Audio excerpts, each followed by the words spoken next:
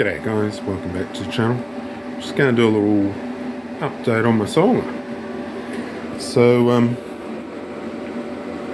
she's all running tickety-boo, basically. This battery down here is the one that we purchased a year ago, and we've had no issues. We haven't been able to get the Growatt to communicate with the Felicity solar batteries, but we just programmed the Growatt to the same parameters that it's supposed to work with, and there's been no issues. So these two here, we've had those 6 months. Again, no problems. They just keep on keeping on. What has the Growatt done to our power bill? What has the solar system done to our power bill? Well, previously, before we had this all installed, the highest power bill we were getting was 5,500 pesos, and that was when I was here, and the highest power bill my Filipina was getting, I think it was 2,600 pesos, and our power bill every month for the last 6 months last 5 months has been 2.8 pesos every month. They don't even give us a power bill. We have to go in and they search it up online and then charge us to 2.8 pesos. That's it. So yeah, she's all running sweet. There was a question I got, if I was to start from scratch and do this all again, would I change anything? And the answer there is yes, 100%. So one of the things I would change is, what I've got here is 3 48 volt batteries at 100 amp hours, and I would change that to have 2 48 volt batteries at 200 amp hours, so losing the third battery. Once I'd purchased the first 100 amp hour battery, I was sort of bound into expanding it through only the 100 amp hour, because you can't mix 200 amp hours and 100 amp hour batteries together. So if I was ever to do it again, I'd go the 200 amp hour batteries.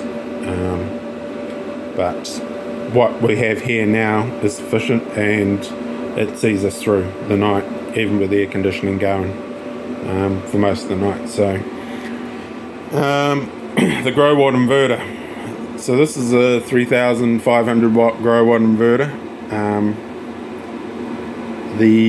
When I purchased it, I think it was 32,000 pesos. I'm not too sure on that.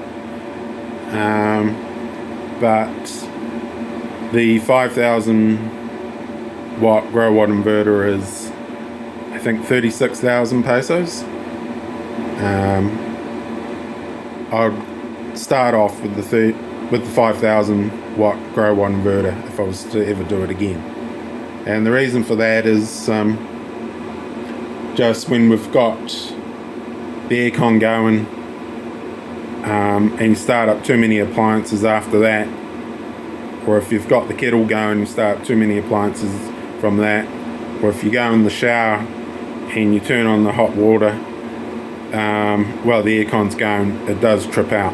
So the 5,000 watt would run both the aircon and the hot water at the same time.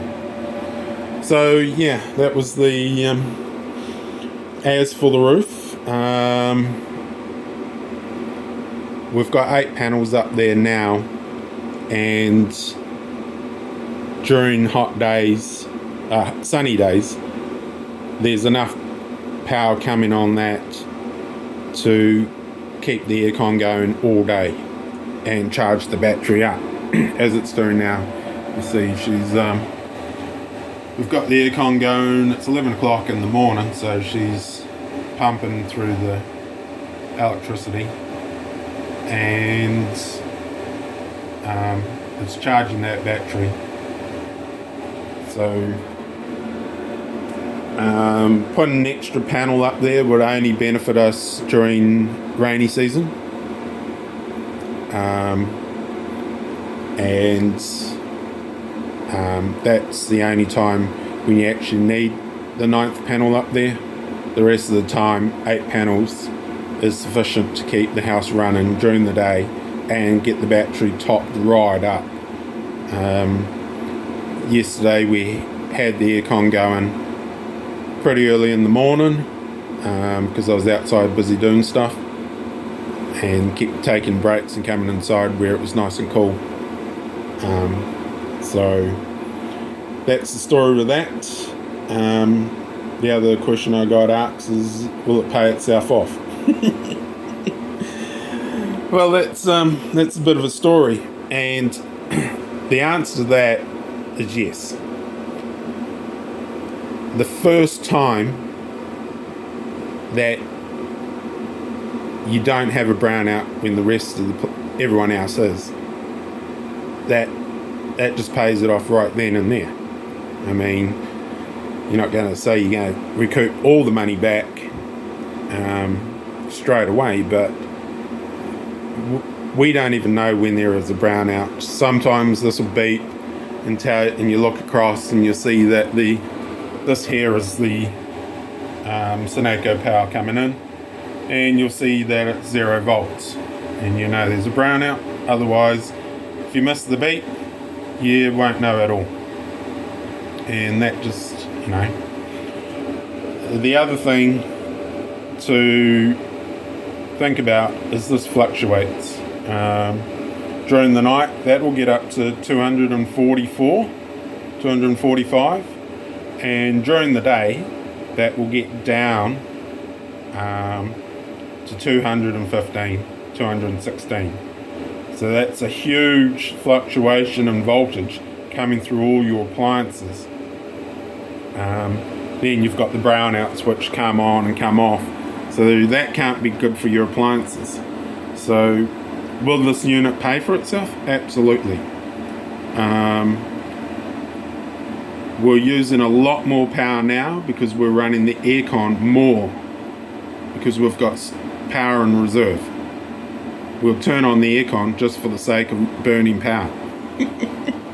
So yeah, crazy as it may seem, and this thing just keeps it steady at 230 volts.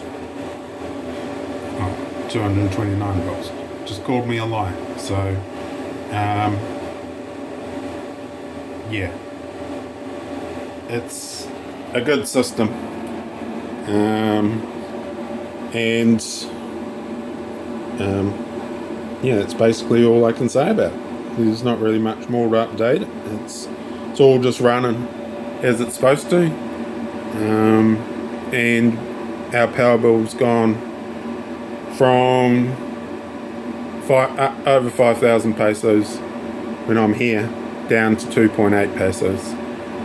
Since we've connected up all 3 batteries, our meter hasn't ticked over a single digit in the last 6 months, or 5.5 months.